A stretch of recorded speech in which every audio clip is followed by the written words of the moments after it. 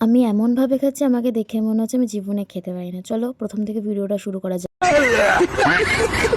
Everyone, আমি অনন্যা, সবাইকে জানাই গুড ইভিনিং।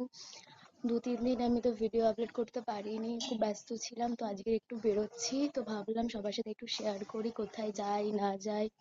অনেকদিন পর ঠান্ডাও লেগেছিল, তার জন্য আরো ভিডিও করা হয়নি। যেখানে যাব তোমাদেরকে একটু শেয়ার করব কোথায় যাচ্ছি। ক্যামেরাটা হুট করে অন করে দিয়েছিলাম, ওর সামনেও লজ্জা পাচ্ছিল, বুঝতে পারিনি প্রথম ভিডিও করছিলাম। তো আমরা দুজনে ভাবলাম যে একটুখানি গল্ফ গ্রিনে ওইদিকে যাই, তো দুজনে মিলে একটু চা খেয়ে বাড়ি চলে আসবো। সেইভাবে আমরা গল্ফ গ্রিনে পৌঁছে গেলাম। তো ওখান থেকে দুজনের জন্য আমি দুটো চা নিয়ে আসলাম।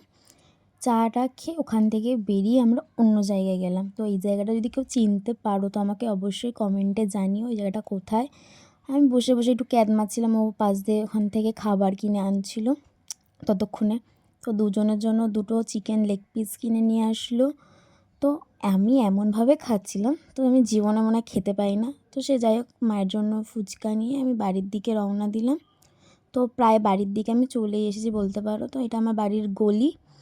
তো আমার ভিডিওটা এইটুকুনি। যদি তোমাদের ভালো লাগে তো like, comment, share and subscribe follow করতে ভুলো না।